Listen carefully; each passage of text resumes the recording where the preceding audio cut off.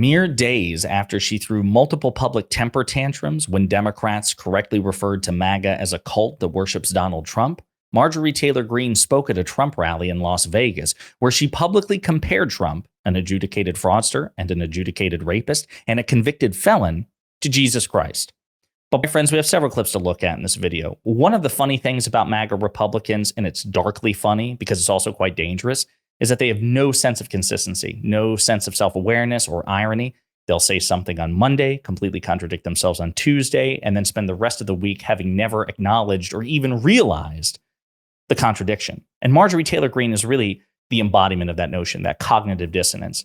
And so this is what she had to say at the time of recording today at a public Trump rally in Las Vegas, where she compared Donald Trump, a convicted felon, an adjudicated rapist, an adjudicated fraudster, to her purported savior, Jesus Christ. The Democrats and the fake news media want to constantly talk about, oh, President Trump is a convicted felon. Well, you want to know something? The man that I worship is also a convicted felon. So to be fair, she didn't actually say Jesus, so I suppose it's possible that she simply repeated herself about Trump. Donald Trump is a convicted felon, and you know what? I also worship Donald Trump, a convicted felon. But obviously she was referring to Jesus because she has reportedly and purportedly and publicly claimed to be a Christian who worships Jesus Christ. Now, what's funny about that? Well, actually, there are a lot of things that are funny about that, but the thing that I'm referring to is just a few days ago, she threw multiple public temper tantrums because Jamie Raskin, a Democratic congressman in the House Oversight Committee, correctly referred to MAGA as a cult that, quote, worships, end quote, Donald Trump. I want to remind you of what Marjorie Taylor Greene had to say about that just a few days ago. Mr. Chairman, I'd like to make a point of order.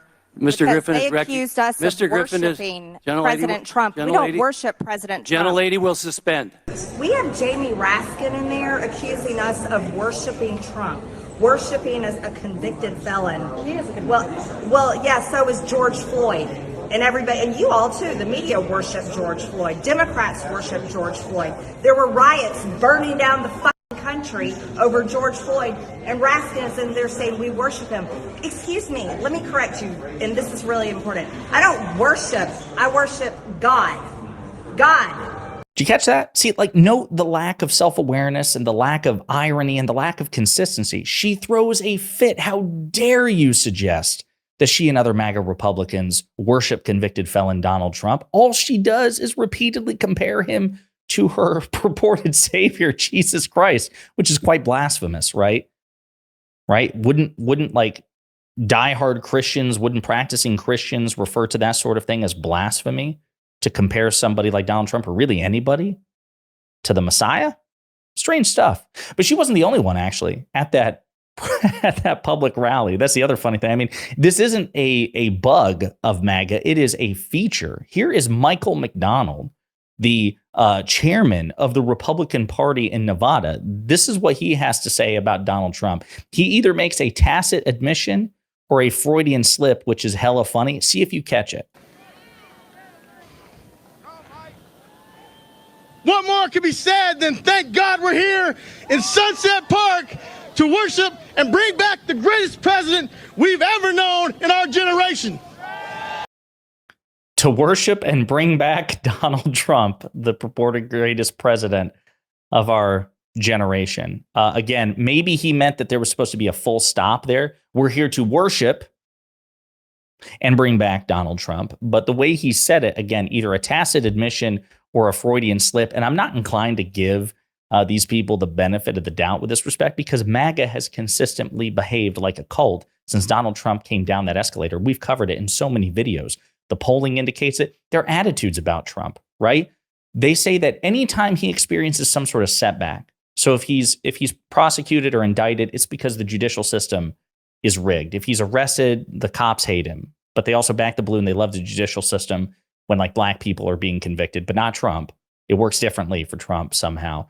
If he suffers some sort of electoral consequence because of the political system is rigged, not because he lost fair and square or because he failed or came up short in some way. He's perfect. He is above or beyond reproach to them. I mean, my God, think of all the people who have either criticized Trump or been deemed insufficiently loyal to Trump, how they are treated by the rest of the Republican Party. It does behave like a cult. It is a cult, right? There's just no question about it.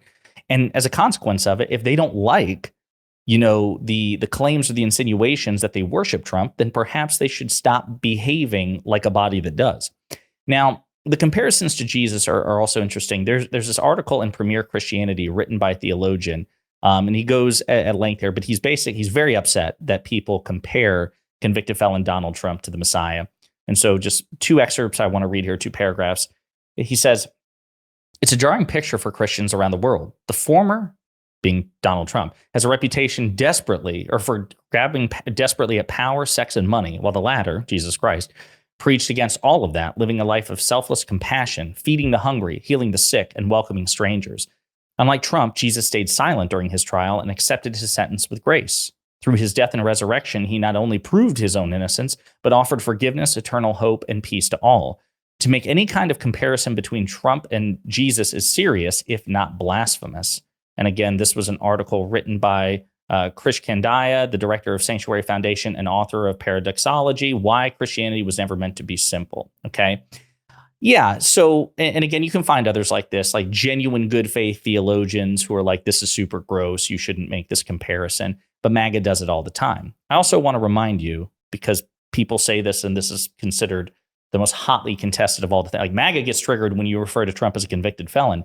But when he is less frequently referred to as an adjudicated rapist, they get even more upset. But the fact of the matter is, the presiding judge of the E. Jean Carroll sexual abuse defamation case did clarify that under civil terms, under common parlance, what Donald Trump did to E. Jean Carroll in a Bergdorf Goodman department store back in the 1990s, that was rape. He digitally penetrated her against her will.